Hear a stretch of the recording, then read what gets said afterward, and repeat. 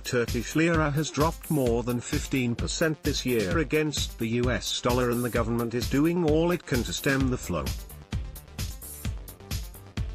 Turkey's central bank just raised the country's main interest rate by 1.25 percentage points, to 17.75%, in a bid to stabilize the lira and halt surging inflation.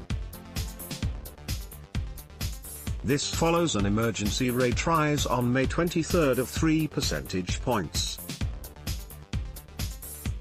With elections on the horizon, this is a trying time for the Turkish economy, despite the fact that the country's GDP grew by an impressive 7.4% in 2017. So what's going on? There are two sets of troubles facing Turkey at present. The first arises from a change in international financial markets, and the second from domestic politics. With domestic economic conditions also deteriorating steadily, the overlapping of these two new sets of difficulties poses a formidable challenge to Turkey's policymakers, unlike any other since the early 2000s. The post-2009 global financial crisis period brought happy days for emerging market countries such as Turkey. The dramatic fall in interest rates in the US, UK and Eurozone, in response to the crisis, pushed substantial amounts of capital into emerging economies in search of higher yields. Such low, near zero, interest rates in the developed world remained in place for much longer than expected, allowing the emerging market bonanza to go on for a long time. Turkey and Israel humiliate each other's envoys in an escalating diplomatic tiff. That era of easy money is now drawing to a close, with the sharply rising US interest rate, on the back of the strengthening global economy, reversing the flow of capital back into developed countries. Naturally, the greater an economy's reliance on external finance, the worse the consequences of money leaving the country. So Turkey, with its substantial current account deficit and need for external finance, has been one of the most vulnerable economies to the tightening in international financial markets. The second source of Turkey's current headaches are political, and snap elections were announced on April 18, to take place on June 24. This signifies far more than just another set of elections. They represent a watershed moment. For the first time, the electorate will be voting for an executive president.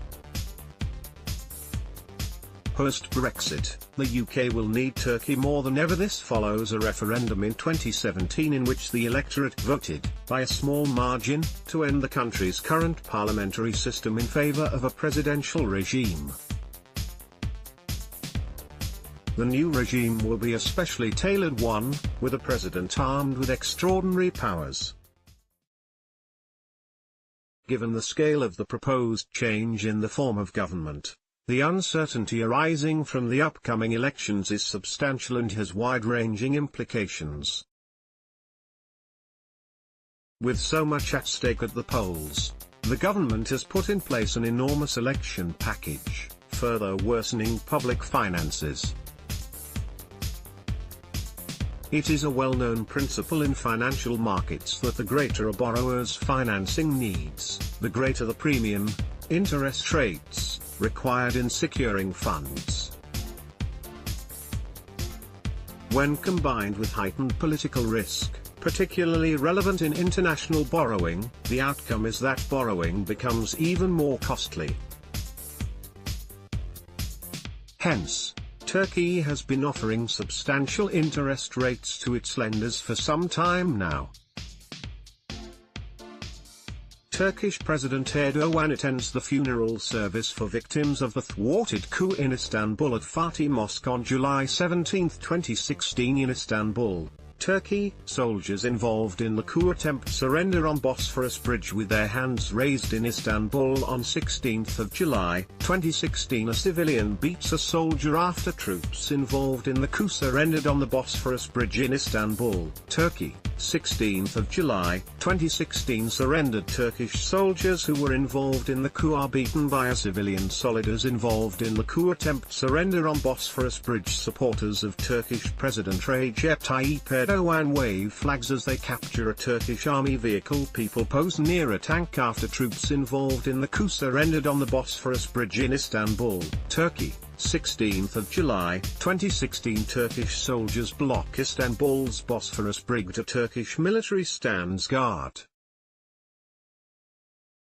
near the Taksim Square in Istanbul. Turkish soldiers secure the area as supporters of Recep Tayyip Erdogan protest in Istanbul's Taksim Square. Turkish soldiers detain police officers during a security shutdown of the Bosphorus Bridge. Turkish army armored personnel carriers in the main streets of Istanbul. Chaos reigned in Istanbul as tanks drove through the streets. Turkish President Tayyip Erdogan speaks to media in the resort town of Marmaris. Supporters of President Erdogan celebrate in Ankara following the suppression of the attempted coup. It is therefore not surprising that the Turkish lira plunged to its lowest ever value against the dollar in May, following the President, Recep Tayyip Erdogan's comments that interest rates are the mother and father of all evil and that he would take a more prominent role in monetary policy making if elected on June 24.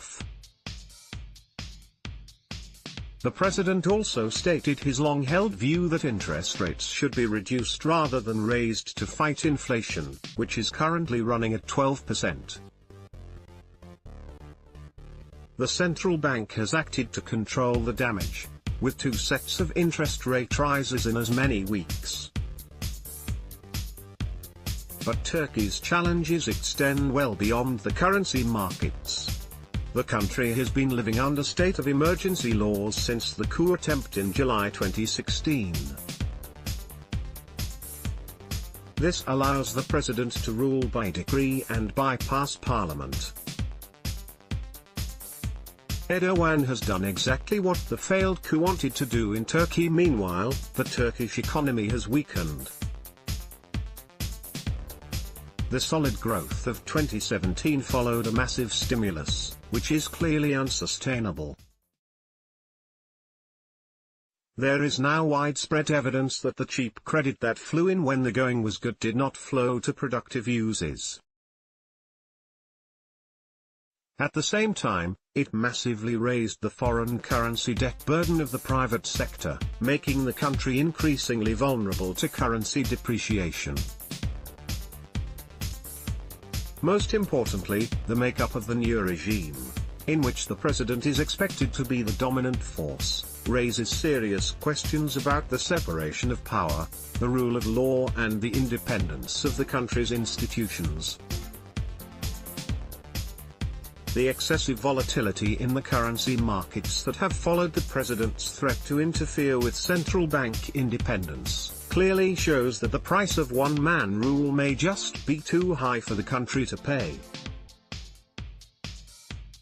Gulçin Özkan is a professor of economics at the University of York. This article first appeared in The Conversation,